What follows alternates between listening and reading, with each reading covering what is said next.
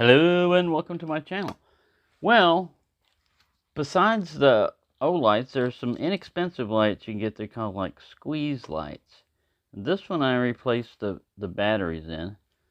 And this one I had for a long time. It's called a micro photon light. And if you see this light here, it's an amber light. And the reason why I had this has the original batteries in it. If you get them a lot of times, see this? They're replaceable. It's a simple mechanism. We're going to go ahead and take it out. It's going to contain either one 2032 or two CR2016s. See, it says 3 volts. So you'd stack two on top of each other and have the same thickness as one of these. And this is also 3 volts. So basically, I think they're about the same capacity. It just depends on how you do it. The last one I took out, this one right here, had two of the thin ones on it. And you've got to watch out. This is like a size 0.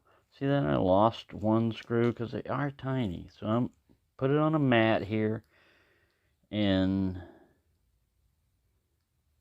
the battery in this one, I worked at Intel from 95 to 2007.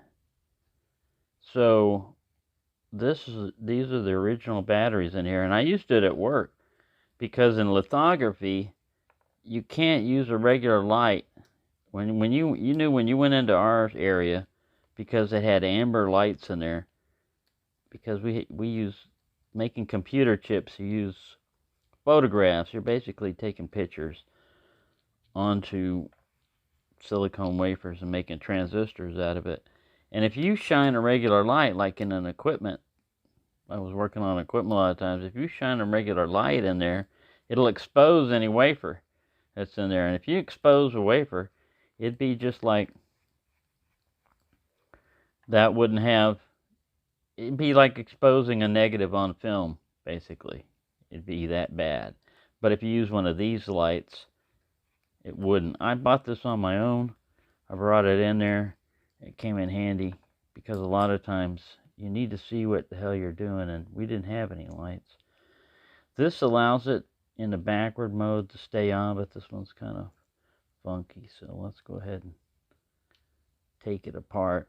This is a separate little piece that'll fall out.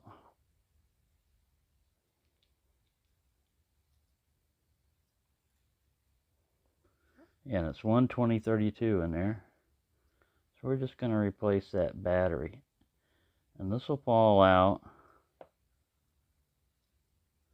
So the long leg sits down here and sits in this little recess.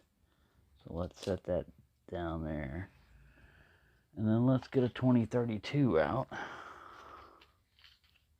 I'll spare you the misery of me trying to get it out of this package. It actually wasn't that hard to do. Alright, was it up or down? It was down, I think. So we're going to put this guy, we're just going to slide him in there on top. We're going to give him a little test. Yep, he works. Alright. So you want to position this in there just right. And then you just bring these guys back over here. It's kind of hard to do through the lens.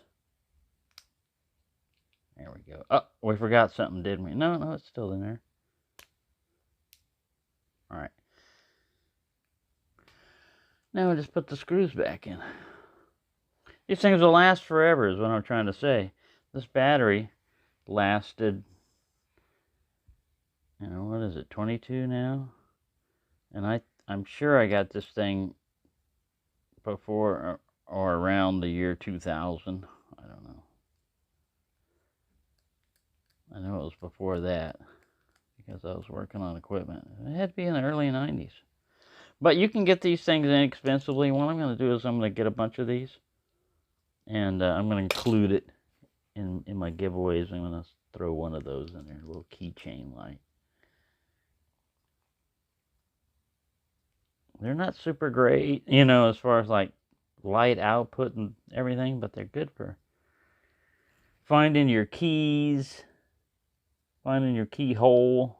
I mean, whatever you're using your keys for, your car door, lighten up your area.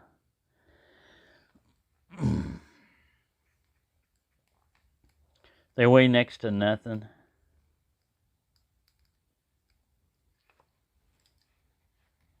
Alright, I'm going to put the other 2 screws in. Save you some time. Yeah, you can get a normal one. You can clip it. I had an ID badge thing, that I clipped this to, and I clipped it to my belt. But you can clip it to a dog collar. When the dog's out for a walk, you turn it on and just walk them. Shines the light down there. Identify the dog. Like I said, keychains. They're just really handy to have. So that's how easy it is to fix it. This one, like I said, it took 2 of them layered on top of each other. So it was a little bit more tricky stacking them up, but that's about all the amount of time it takes to change those out. And their light output, like I said, is not. I think this is UV. That's ultraviolet. It's not as bright as these guys. These usually run $10 to $12. Let's check it regular. So you got a pretty good beam here. This one's just a little bit better. It's more spotty. Close up. And let's try one of these little I1R. So this has got the low and then the pow high. I got the light on in the camera. Maybe I should turn it off. It does a pretty good job. Where's my amber guy that I just did? Oh, there he is. This will save your night vision too. I don't know if it spots blood that well. I think this blue light will spot blood for you. But anyway, there you go.